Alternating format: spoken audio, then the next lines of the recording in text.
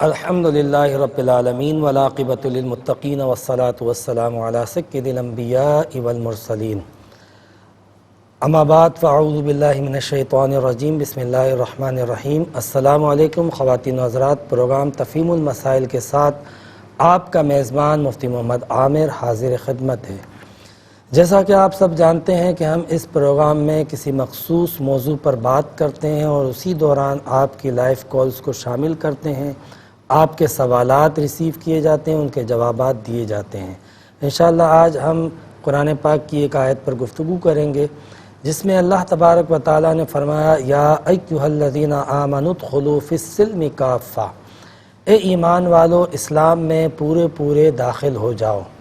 اس آیت کو اگر غور سے دیکھا جائے تو اللہ تبارک و تعالیٰ نے اس آیت کے اندر ایک مسلمان کا جو اسلام سے رشتہ ہے، اس کی نوعیت کو، اس کی حیثیت کو اور اس کی اہمیت کو اجاگر کیا ہے کہ اسلام سے مسلمان کا رشتہ کس نوعیت کا ہونا چاہیے۔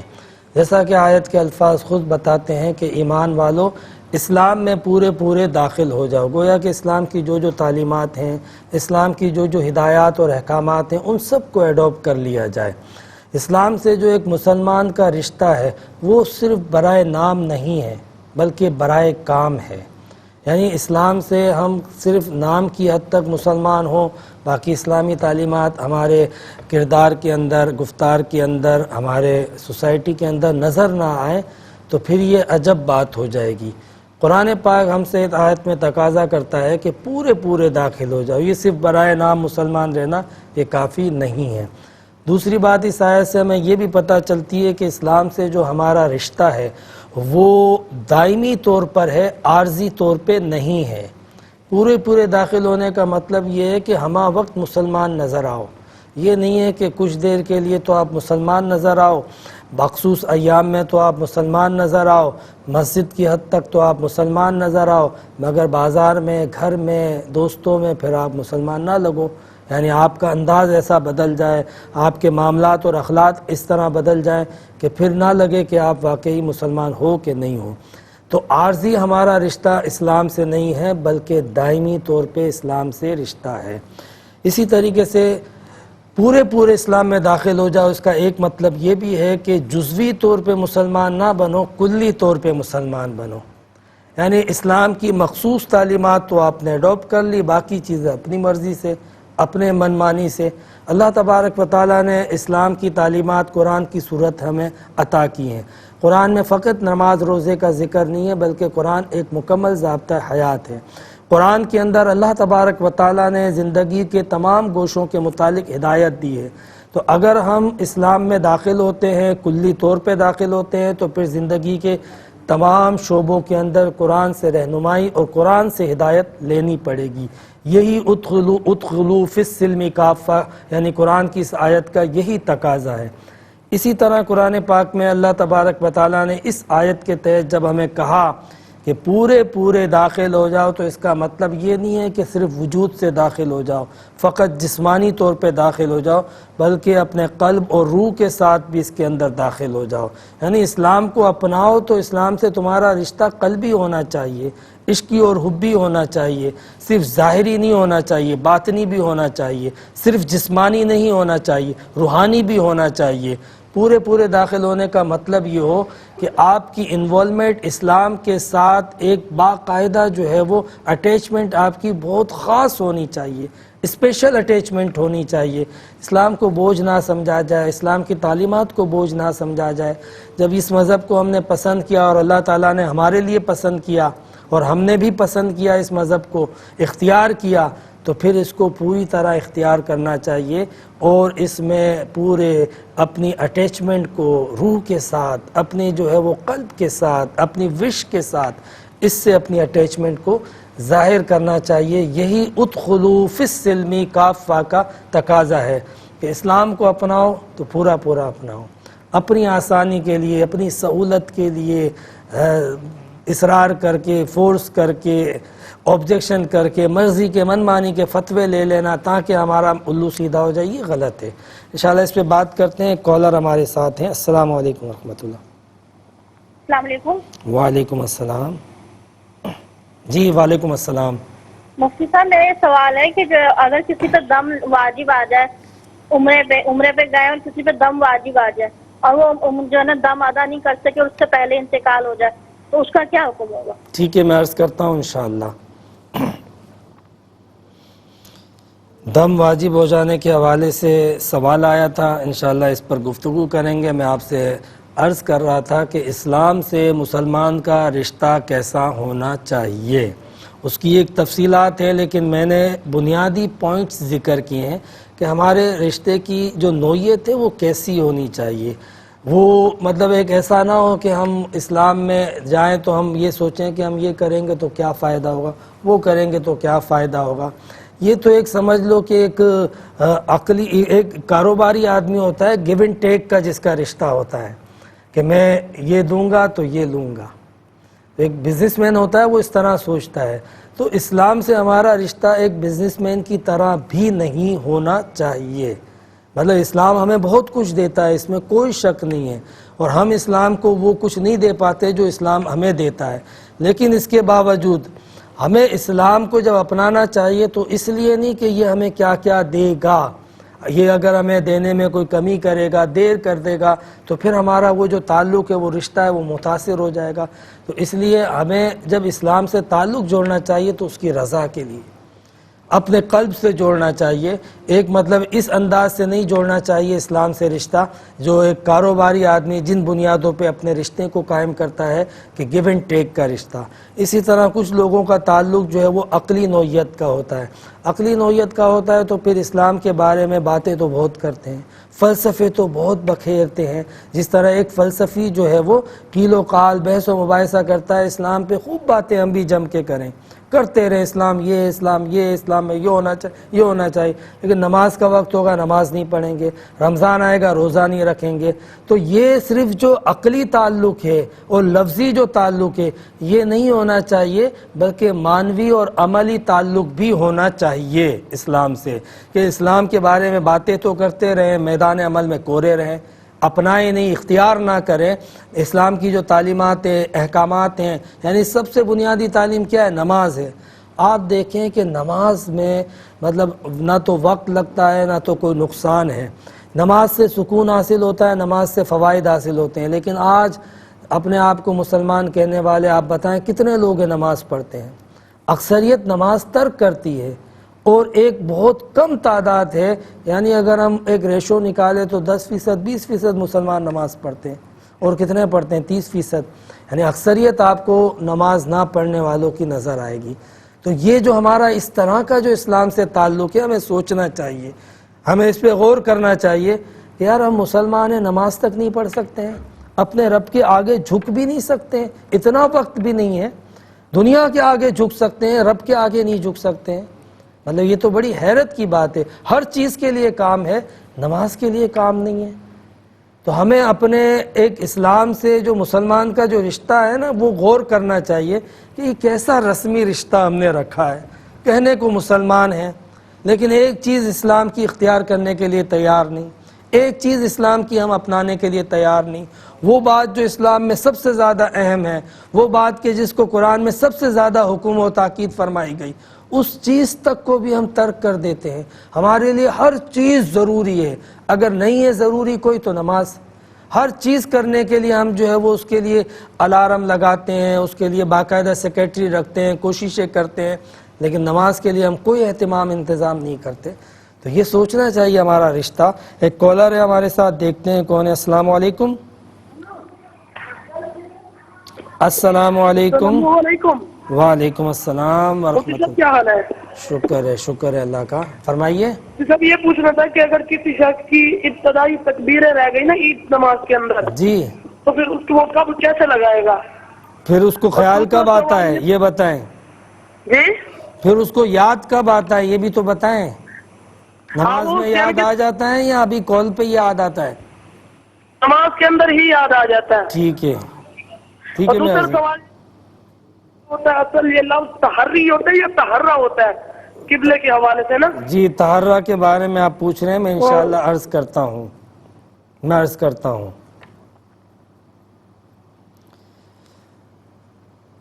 یہ عرض کر رہا تھا میں اسلام کے حوالے سے کہ ہم مطلب نماز جیسی چیز کو جو ہے وہ امپورٹنس نہیں دیتے ہیں اور کہنے کو مسلمان ہیں۔ آپ دیکھیں کہ نماز کے بارے میں یہ آتا ہے کہ بروز قیامت سب سے پہلا سوال نماز کے بارے میں ہوگا۔ آپ مسلمان ہیں، آپ نے اسلام کے کون کون سے تقاضوں پہ عمل کیا، وہ بعد میں بات ہوگی۔ آپ ابھی تو دنیا میں کہتے ہیں میں مسلمان ہوں، میں یہ کرتا ہوں وہ کرتا ہوں، قیامت کے دن سب سے پہلے پوچھا جائے گا نماز پڑھی کہ نہیں۔ اور حدیث پاک میں یہ بھی آتا ہے کہ اگر نماز کے جواب کے اندر وہ کامیاب ہوا تو باقی میں کامیاب ہوگا، اور اگر اسی میں ناکام ہو گیا تو پھر باقی میں کامیاب نہیں ہو سکتا۔ باقی چیزوں میں اس کے لیے جو ہے وہ بڑی سختی ہو جائے گی، بڑے مسائل ہو جائیں گے۔ یعنی بنیادی چیز تھی جس کو تاکیداً کہا گیا، جس کو لازماً قرار دے دیا گیا، اس چیز کو ترک کر دیا تو پھر کیا کیا؟ پھر کیا کیا؟ سوچنے کی بات ہے۔ تو ہم مطلب اس پہ غور کریں کہ نماز جیسی بنیادی تعلیم کو اسلام کی اختیار کرنے کے لیے تیار نہیں ہے، جبکہ قرآن ہم سے تقاضا کر رہا ہے کہ پورے داخل ہو جاؤ اسلام میں۔ تو اللہ کرے کہ ہم اسلام کے ان تقاضوں کو سمجھیں۔ انشاءاللہ اس پر گفتگو کریں گے، مگر ملتے ہیں ایک مختصر سے وقفے کے بعد۔ خوش آمدید خواتین و حضرات، ہمارے ساتھ ایک کالر ہیں۔ السلام علیکم ورحمۃ اللہ۔ وعلیکم السلام ورحمۃ اللہ وبرکاتہ۔ جی فرمائیے گا۔ جی میرا سوال ہے کہ میں نے بیمار تھی نا رمضان میں، تو میں نے تراویح نہیں پڑھی ہے نا، تو رمضان کے بعد کیا پڑھی جاتی ہے تراویح؟ ٹھیک ہے، میں عرض کرتا ہوں۔ اور کیا سوال ہے؟ بس انشاءاللہ میں عرض کرتا ہوں۔ یہ بہت اچھی بات ہے کہ اگر کوئی مجبوری میں ترک ہو گیا ایک عمل اسلام کا تعلیمات میں سے تو اس کی بھی ماشاءاللہ فکر ہے۔ میں یہ بات تو بہرحال تسلیم کرتا ہوں اور سب جانتے ہیں کہ ہم میں سے بہت سارے لوگ یقیناً باوجود اس کے کہ ہم بے عمل ہیں، لیکن کچھ لوگ ایسے ہیں جو اسلام کے ہر تقاضوں کو پورا کرنا چاہتے ہیں اور کرتے ہیں۔ کسی وجہ سے اگر کوئی تقاضا ترک ہو جائے تو فکر کرتے ہیں کہ اس کا ازالہ کیسے کریں۔ ماشاءاللہ ایسے لوگ بھی موجود ہیں، اسی لیے تو دنیا قائم ہے، دائم ہے، قیامت ابھی آئی نہیں ہے، تو ایسے لوگ موجود ہیں۔ اللہ تعالیٰ ایسے لوگوں میں برکتیں اور اضافہ عطا فرمائے۔ ایک کالر ہمارے ساتھ ہیں۔ السلام علیکم۔ وعلیکم السلام، جی فرمائیے۔ جی میں ان پڑھ ہوں، نماز نہیں آتی تو میں بسم اللہ پڑھ کے نماز کا ہو سکتی ہے نہیں ہو سکتی؟ ٹھیک ہے، میں عرض کرتا ہوں انشاءاللہ، میں عرض کرتا ہوں انشاءاللہ۔ اللہ تبارک و تعالیٰ نے آپ کے دل میں جو جذبہ ڈالا، اللہ تعالیٰ اس کو قائم اور دائم رکھے۔ نماز اگر نہیں آتی ہے تو کیا کریں؟ بسم اللہ کہہ کر نماز پڑھیں یا نہ پڑھیں، کیا کریں؟ میں انشاءاللہ اس کے حوالے سے عرض کرتا ہوں۔ ہم سے یہ جو سوال پوچھا تھا کہ اس سے پہلے میں ایک کالر کو شامل کرتا ہوں۔ السلام علیکم۔ وعلیکم السلام۔ جی فرمائیے۔ بھائی صاحب، یہ جو عمر قضا ہماری نمازیں ہو جاتی ہیں، جی یہ کس طرح ادا کرنی چاہیے؟ ہر نماز کے ساتھ یا پھر کوئی فارغ ٹائم ہو پہ اس پہ پڑھ سکتے ہیں؟ ٹھیک ہے، میں انشاءاللہ عرض کرتا ہوں قضاء عمری کس طرح ادا کرنی چاہیے۔ اس کی نوعیت جو آپ نے پوچھی ان دونوں صورتوں میں عرض کر دیتا ہوں۔ یہ ہم سے سوال پوچھا تھا کہ اگر کسی شخص پر دم واجب ہو جائے، ادا نہ کر سکے، اگر وہ مر جائے تو پھر کیا کرے؟ ظاہر سی بات ہے کہ اس نے کسی نہ کسی کو ذکر بھی کیا ہوگا تبھی یہ سوال اٹھتا ہے، لیکن اگر کسی کو ذکر نہ کیا ہو تو کیسے پتہ چلے کہ اس کے اوپر دم واجب تھا کہ نہیں اور ہم کیا کریں؟ تو جس کو ذکر کیا ہے، جس کے علم ہے، جو لوایقین ہیں، جو رشتہ دار ہیں، وہ ان کی طرف سے یہ ادا کر دیں اور امید کریں کہ انشاءاللہ اللہ تبارک و تعالیٰ قبول فرمائے گا۔ ان کی طرف سے نیت کر کے اس دم کو ادا کر دیں۔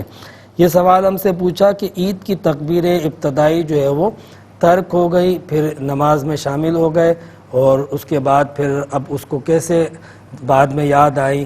تو جب آپ کو یاد آئیں آپ اس وقت جو ہے وہ ان تکبیرات کو ادا کر لیں گے تو انشاءاللہ وہ تکبیرات آپ کی قبول ہو جائیں گی۔ بالفرض اگر آپ نے اس وقت بھی ادا نہ کی، پھر بھی آپ نے عید کی نماز چونکہ امام کے پیچھے جماعت کے ساتھ پڑھی تھی تو اس کا جو سجدہ سہو تھا آپ کے اوپر لازم نہیں آئے گا، کیونکہ وہ امام کے تابع ہونے کی وجہ سے۔ البتہ آپ کو جب یاد آئے تب آپ اس تکبیر کو ادا کر سکتے ہیں جو تکبیرات آپ کی رہ گئی ہوں، بھول گئی ہوں یا لیٹ ہونے کی وجہ سے ترک ہو گئی ہوں۔ یہ بھائی نے پوچھا تھا لفظ تحری ہے کہ تحرہ ہے، تو لفظ تحرہ ہوتا ہے، اس کو بعض لوگ ویسے ہی تحری کہہ دیتے ہیں۔ تحرہ کا مطلب ہوتا ہے غور کرنا، اپنے قلب سے فتویٰ لینا۔ تو بعض شریعت کے ایسے احکام ہیں کہ اگر وہ چیزیں مجہول ہو جائیں، سمت قبلہ مجہول ہو جائے، نہ پتہ چل رہی ہو، کوئی نشان نہ ہو، کوئی بتانے والا نہ ہو، تو ایسی صورت میں حکم ہوتا ہے کہ آپ اپنے قلب سے پوچھیں اور اس سے فتویٰ لیں. اسی عمل کو تحرّا کرنا کہتے ہیں. یہ ہم سے ایک سوال پوچھا بہن نے ابھی جو موضوع سے ریلیٹ بھی تھا کہ بیماری کی وجہ سے اگر رمضان کی تراویح ادا نہ کر سکی تو کیا میں اس کو اب ادا کروں؟ دیکھیں تراویح فرض یا واجب نہیں کہ اس کی قضا ہو، قضا صرف فرض اور واجب کی ہوتی ہے. بیماری کی وجہ سے ترک ہوئی تھی تو اللہ تبارک و تعالیٰ آپ کے دلوں کو حال کو جانتا تھا، نیتوں کو جانتا تھا.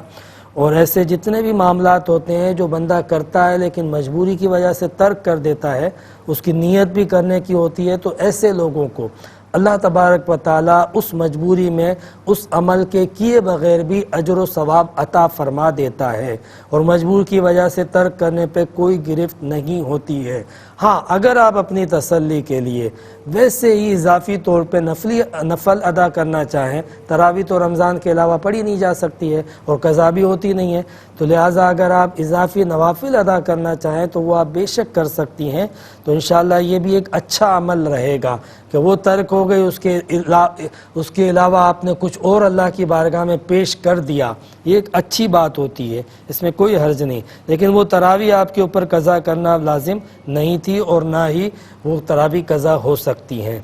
یہ بھائی نے ہم سے سوال کیا کہ نماز پڑھنے نہیں آتی ہے، میں پڑھا لکھا نہیں ہوں، تو کیا میں بسم اللہ پڑھ کے نماز پڑھتا رہوں، یعنی نماز میں بسم اللہ کہتا رہوں؟ بالکل آپ یہ عمل کریں، نہ پڑھنے سے یہ عمل کرنا افضل ہے. البتہ آپ کے اوپر لازم ہے کہ آپ جو ہے وہ اگر کسی مسلم کنٹری میں تو پھر بہت آسان ہے، آپ نماز سیکھیں اور انشاءاللہ اللہ تعالیٰ نے آپ کو، انسان ہے نا، عقل ہے، شعور ہے، سب ہے، تعلیم نہیں ہے تو وہ حاصل کر لیں، وہ کمی دور کر لیں. کم سے کم جو فرائض ہیں آپ کے اوپر نماز وغیرہ یہ تو ضرور سیکھیں، اور سیکھنے تک جب آپ اس طرح نماز پڑھتے رہیں گے تو اللہ نے چاہا تو انشاءاللہ اس کا وبال آپ کے اوپر نہیں آئے گا. آپ بسم اللہ پڑھ کے یا پھر نماز جماعت سے پڑھیں تو امام کے پیچھے جب آپ اتباع میں ہوں گے تو امام پڑھتا رہے گا، آپ نے فالو کرنا ہے، امام کے ساتھ رکوع سجود کرنے ہیں تو بھی آپ کی نماز ہو جائے گی. تو ایک تو آپ یہ کوشش کریں کہ آپ کو نماز نہیں آتی تو آپ جماعت کو مس نہ کریں، جماعت مل جائے گی آپ کو، نماز مل جائے گی، پوری کامل نماز مل جائے گی. دوسرا یہ کہ اگر جماعت ترک ہو جائے تو پھر آپ بسم اللہ کے ساتھ پڑھیں انشاءاللہ، نہ پڑھنے سے یہ کم سے کم بہتر ہے. تیسرا یہ کہ آپ نماز کو ضرور سیکھیں. آپ کو اگرچہ کہ اب خیال آیا اور آپ نے یہ جذبہ اپنے اندر بیدار کیا، لیکن بہرحال ہمیں ہمارے والدین کی ذمہ داری ہوتی ہے کہ اولاد کو بچپن سے ہی قرآن، نماز اور دین کی جو بنیادی تعلیمات ہیں ان کو ضرور دیں. یہ ذمہ داری ہوتی ہے، وہ ان کو دیں گے تو آگے جا کے جو ہے وہ عبادت بھی کر سکیں گے، رب سے تعلق بھی جوڑ سکیں گے اور کسی شرمندگی کا شکار نہیں ہوں گے.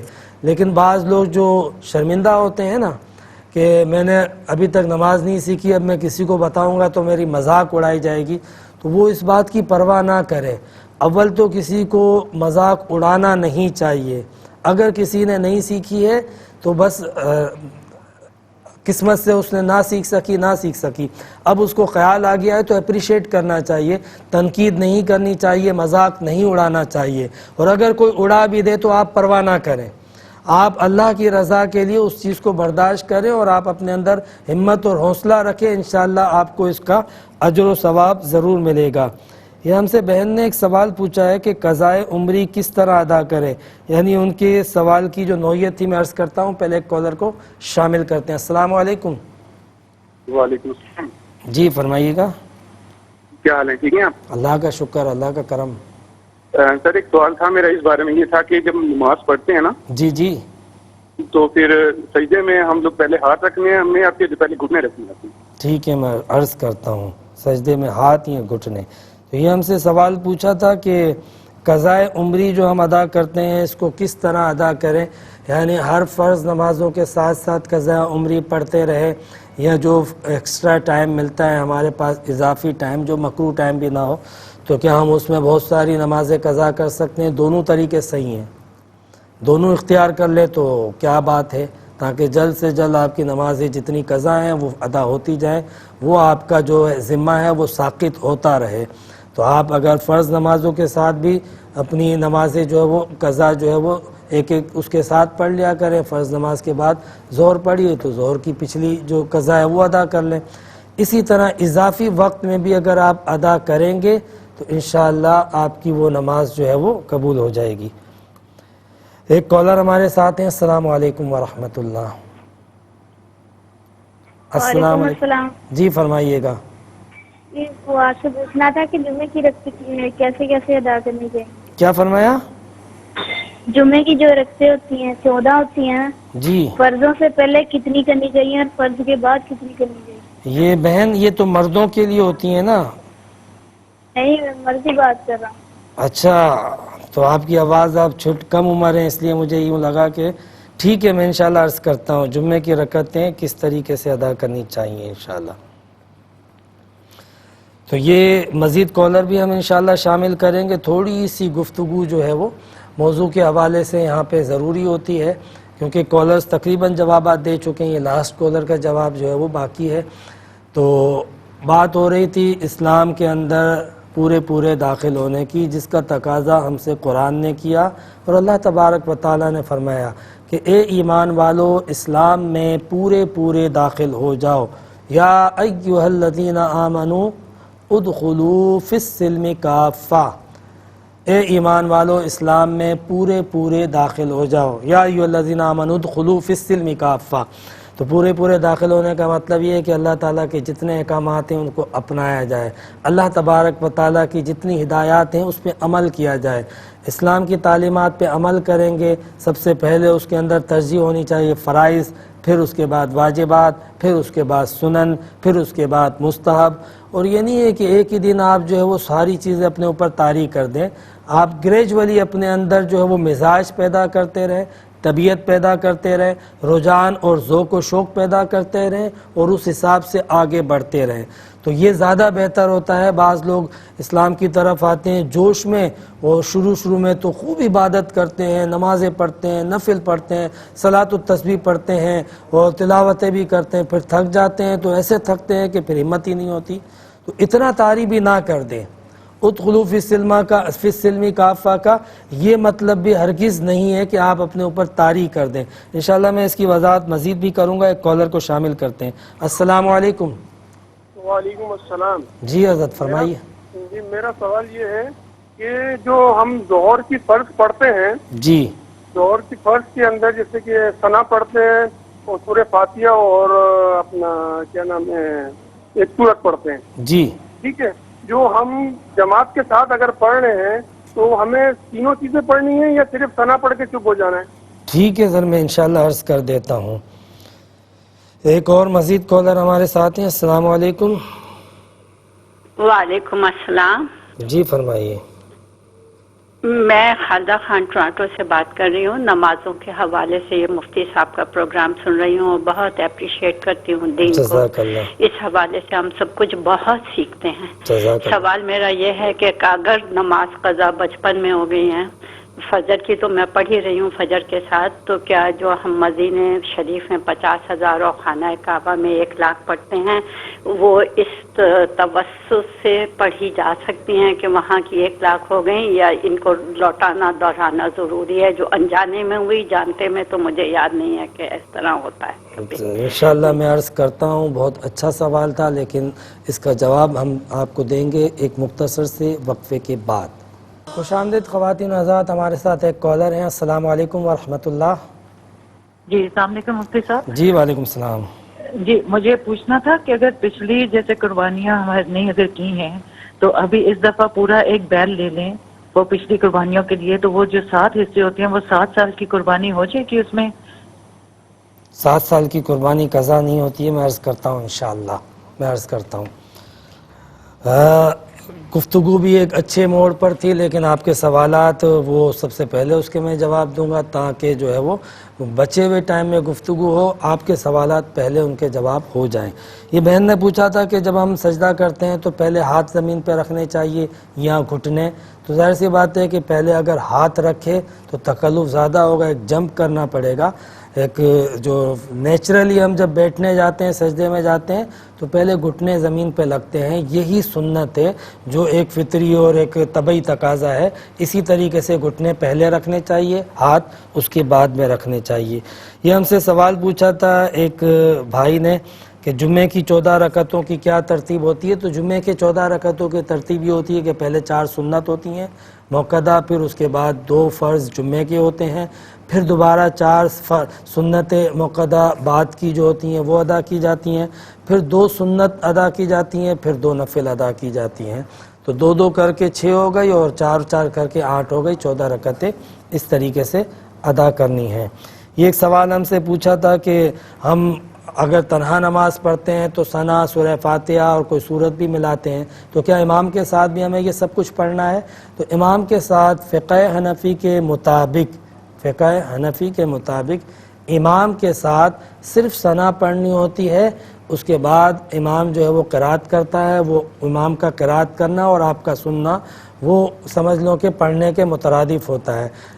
یہاں تک کہ اگر جہری نماز نہ بھی ہو، سری نماز ہو، تب بھی امام کا پڑھنا جو ہے وہ کافی ہوتا ہے مقتدی کے لیے بھی۔ مقتدی کو قیام میں ثنا کے علاوہ نہیں پڑھنا پڑتا، البتہ تسبیحات جو ہے وہ ضرور پڑھنی پڑتی ہیں، اور اسی طریقے سے تشہد میں اتحیات اور دعا وغیرہ امام کے ساتھ بھی پڑھنا چاہیے۔ ایک سوال ہم سے یہ پوچھا تھا کہ بہن نے بڑا پیارا سوال پوچھا تھا کہ بچپن میں جو نمازیں قضا ہو گئی ہیں اور ان کو اتنا یاد بھی نہیں ہے، تو کیا مدینے میں جو ہم نمازیں قضا کرتے ہیں کیا وہاں پہ جو 1 لاکھ نماز کا ثواب ملتا ہے تو قضا عمری میں وہ 1 لاکھ کاؤنٹ ہوں گی؟ تو ایسا نہیں ہے، قضا عمری آپ کی جتنی ہے اتنی ہی آپ کو ادا کرنی ہوں گی۔ آپ کی نمازیں اس میں 1 لاکھ کاؤنٹ نہیں ہوتی، اجر 1 لاکھ کاؤنٹ ہوتا ہے، یعنی آپ 1 نماز وہاں پڑھتے ہیں، 1 اللہ کا ذکر کرتے ہیں، درود پڑھتے ہیں، تو اجر اس کا اتنا سارا ملتا ہے۔ نماز تو ایک ہی ہوئی، اجر بڑھ گیا، تو آپ کی جتنی نمازیں ہیں وہ ساری نمازیں چاہے یہاں قضا کریں وہاں قضا کریں پوری کرنی پڑیں گی۔ اس پہ عرض کرتا ہوں، پہلے ایک کالر کو شامل کرتا ہوں۔ السلام علیکم۔ جی وعلیکم السلام۔ جی فرمائیے گا۔ جی سر یہ ہے کہ میرے نا گھبراہٹ کا مسئلہ ہے ذرا، تو میں نماز جو نا بیٹھ کے پڑھتی ہوں، جی تو اس وجہ سے یہ کوئی حرج تو نہیں ہے اگر نماز بیٹھ کے پڑھ لوں میں؟ کیوں بیٹھ کر پڑھتی ہیں؟ کوئی کھڑے ہونے میں پرابلم ہے یا ویسے ہی شوق سے؟ نہیں، کھڑے ہونے میں کوئی پرابلم نہیں ہے، بس دل جو ہے نا وہ گھبرا جاتا ہے، اور اس وجہ سے بس میں کہتی ہوں چلو نماز تو نہ چھوڑوں، بے شک بیٹھ کے ہی پڑھ لوں میں نماز۔ نہیں میں سمجھا نہیں، آپ کیا کہہ رہے ہیں کہ کوئی عذر نہیں ہے پھر بھی آپ ویسے ہی پڑھتی ہیں؟ جی جی جی بالکل بالکل۔ اچھا ٹھیک ہے، میں عرض کرتا ہوں، انشاءاللہ عرض کرتا ہوں۔ تو یہ جو بہن نے پوچھا تھا نا کہ کیا مدینے میں جو 1 لاکھ نمازوں کا ثواب ملتا ہے تو کیا 1 لاکھ قضائے عمری اس میں کاؤنٹ ہوں گی؟ تو وہ تو نہیں ہوں گی۔ دوسرا جو بہن نے سوال کیا، بلکہ بہن کیا وہ بات سے پتہ چلتا تھا کہ وہ کافی ضعیف خاتون تھی، ہماری والدہ کی طرح تھی، تو میں عرض کروں گا کہ یہ بات سن کے ہمیں بڑی خوشی ہوئی کہ آپ یہ کہہ رہی ہیں کہ مجھے یاد نہیں ہے کہ کبھی قضا ہوئی ہو یا جان بوجھ کے ہوئی ہو، احتیاطاً آپ فرما رہی ہیں، تو یہ بہت اچھی بات ہے کہ ہم مطلب جتنی احتیاط ہم اور ہر معاملے میں احتیاط کرتے ہیں تو اللہ کے بارے میں، اللہ کی بارگاہ میں کچھ پیش کرنے میں، اللہ تبارک و تعالیٰ سے تعلق جوڑنے میں جتنی احتیاط اختیار کریں یہ تقوی کے زمرے میں شمار ہوتی ہے۔ تو اچھی بات ہے اگر آپ احتیاطاً قضا کرتی ہیں، ایک اندازے سے قضا کرتی ہیں تو آپ کریں، بالکل کریں، اس میں کوئی حرج نہیں ہوتا۔ انشاءاللہ قضا نہیں ہوں گی تو وہ نفل کاؤنٹ ہو جائیں گی اور اس کا اجر ملے گا۔ لیکن وہ جو مسئلہ تھا وہ ذہن نشی کر لیں کہ کبھی بھی اس طریقے سے کسی نمازوں کو ساقط نہیں کیا جا سکتا کہ وہاں اجر بڑھ گیا ہے۔ رمضانوں میں اجر بڑھ جاتا ہے تو کیا رمضان میں قضا کرنے سے کیا کئی رمضانوں کی 1 لاکھ رمضانوں کی قضا اتر جائے گی؟ نہیں ہوگی، ایسا نہیں ہوگا۔ وہ اپنی جگہ پہ کوانٹٹی قائم رہے گی، جو بھی آپ کے اوپر ڈیوز تھے وہ اتنے ہی ادا کرنے پڑیں گے۔ ہاں آپ نے مقدس مقام پہ ادا کیا، اجر و ثواب بڑھ جائے گا، مقدس مہینے میں ادا کیا، اجر و ثواب بڑھ جائے گا، یہ ضرور ہے۔ یہ سوال ہم سے ایک پوچھا تھا کہ جو پچھلی قربانیاں ہیں وہ اگر ہم نے نہیں کی تھی تو کیا ہم ایک بیل لے لیں، مثلا اس میں 7 حصے ہوتے تو 7 سال کی، تو آپ جو ہے وہ ایک حصہ جو ہے وہ قربانی کی نیت کرو اور 7 حصے صدقے کی نیت کرو، صدقہ کر دیں، تو آپ کے اوپر جو پچھلی قضا تھی نا وہ آپ کو صدقہ کرنی پڑیں گی، وہ آپ قربانی کر کے جو ہے وہ خود استعمال نہیں کر سکتی۔ اگر آپ نے وقت پہ کی تو آپ قربانی کریں گی، اگر آپ نے نہیں کی قربانی تو اب آپ کے اوپر وہ قربانی جو لازم تھی اور قربانی کا ایام گزر گئے تو آپ نے صدقہ کرنا پڑے گا، تو آپ پچھلی قربانیوں کا صدقہ کریں گی۔ یہ سوال ہم سے لاسٹ میں بہن نے پوچھا تھا کہ وہ مطلب ان کی طبیعت چاہتی ہے کہ بیٹھ کے نماز پڑھوں، اس پہ میں عرض کرتا ہوں پہلے کالر کو شامل کرتے ہیں۔ السلام علیکم ورحمۃ اللہ۔ السلام علیکم۔ وعلیکم السلام۔ جی فرمائیے گا۔ اچھا قاری صاحب، میرا یہ سوال تھا کہ مجھے قبض کی پرابلم ہے اور یہ ہے کہ مجھے پخانا تھوڑا تھوڑا آتا ہے۔ جی جب میں پانی بہاتا رہتا ہوں اینڈ پہ یہ ہوتا ہے کہ پخانا تو محسوس نہیں ہوتا، لیکن ہلکی سی نا چپچپاہٹ سی جو پخانے والی جگہ پہ محسوس ہوتی رہتی ہے۔ ٹھیک ہے، یہ جو ہے وہ بہن نے کہا کہ بلا وجہ مطلب کوئی معذور نہیں ہے، کھڑی ہو سکتی ہے، لیکن بیٹھ کے نماز پڑھنے میں شاید ان کو زیادہ سکون یا سرور ملتا ہے یا زیادہ آسانی ہوتی ہے۔ تو دیکھیں اس کو آپ اپنی آسانی پہ جو ہے وہ موقوف نہ کریں کہ آپ کو آسانی کس میں ہے۔ آپ جو ہے وہ جو شریعت کا حکم ہے نا کہ نماز قیام فرض ہے، فرض قرار دیا ہے نا قیام، اور قرآن میں اس کا اقیم الصلاۃ کے ذریعے قیام کا حکم موجود ہے، قیام کے ورڈ موجود ہیں، تو اقام الصلاۃ یہ الفاظ باقاعدہ موجود ہیں۔ قیام فرض ہے تو آپ اس کو بلا عذر ترک نہیں کر سکتی ہے۔ معذور کے لیے بالکل اجازت ہے، تو اگر معذور ہو تو وہ بے شک جو ہے وہ بیٹھ کے پڑھے اگر ان کو کھڑے ہونے میں پرابلم ہے تو، لیکن صرف اور صرف یہ کہ مجھے زیادہ خشوع و خضوع آتا ہے تو ہر ایک کو سکون پتہ نہیں کس کس طرح آتا ہو تو وہ نماز کی وہ شکلیں اختیار کر لیں گے۔ معذور کے لیے صرف رعایت ہے تو اسی رعایت کو اویل کر سکتا ہے معذور۔ اس کے علاوہ جو ہے وہ اپنے سکون یا آسانی یا کسی اور وجہ کے لیے آپ بیٹھ کے نماز فرض نہیں ادا کریں گی، بلکہ آپ کوشش کریں میری بہن کے کھڑے ہو کے ہی نماز پڑھے، جیسا کہ حکم ہے ہمارے پیارے آقا نبی اکرم صلی اللہ علیہ وسلم بھی کھڑے ہو کے نماز پڑھتے تھے، نوافل تک کھڑے ہو کے پڑھتے تھے، یہاں تک کہ آپ کے پائے مبارک متورم ہو جاتے تھے، لیکن اللہ کی بارگاہ میں حق کی ابدیت ادا کرتے تھے۔ تو آپ بھی کوشش کریں کہ کھڑے ہو کے پڑھیں۔ لاسٹ مسئلہ یہ ہے کہ دیکھیں یہ جو بھائی نے سوال پوچھا تھا نا کہ محسوس ہوتا ہے، تو اگر محسوس ہوتا ہے یقینی طور پہ تو آپ اس کو صاف کریں نجاست کو، ٹھیک ہے نا، اور جب آپ کو نہ محسوس ہو تو پھر آپ اس کے بعد تسلی کر کے، ایسے مریضوں کو تسلی کرنے کے بعد پھر وضو کرنا چاہیے، تو آپ پوری تسلی کے بعد وضو کریں۔ اب چونکہ ہمارے پروگرام کا وقت بالکل ختم ہو چکا ہے، جو موضوع ہم نے گفتگو آج زیر بحث لائے آپ اس پر غور کیجئے گا اور اسلام میں پورے داخل ہونے کی کوشش کیجئے گا۔ کوشش کریں کہ اللہ تبارک و تعالیٰ کے احکامات پر بالخصوص فرائض واجبات اور خاص طور پہ جو بنیادی چیز ہے ایک مسلمان ہونے کے ناطے نماز کو تو پکڑ لیں، نماز کو تو نہ ترک کریں نا۔ ہماری مسجدیں بھری ہوئی ہونی چاہیے اور انشاءاللہ اس کی برکتیں بھی نظر آئیں گی۔ وآخر دعوانا ان الحمدللہ رب العالمین۔ ناظرین، اگر آپ ایسی ہی مزید ویڈیوز دیکھنا چاہتے ہیں تو ہمارا ARYQTV کا چینل سبسکرائب کیجئے اور بیل آئیکن کا بٹن دبانا نہ بھولیے تاکہ آپ سے کوئی پسندیدہ پروگرام مس نہ ہو جائے۔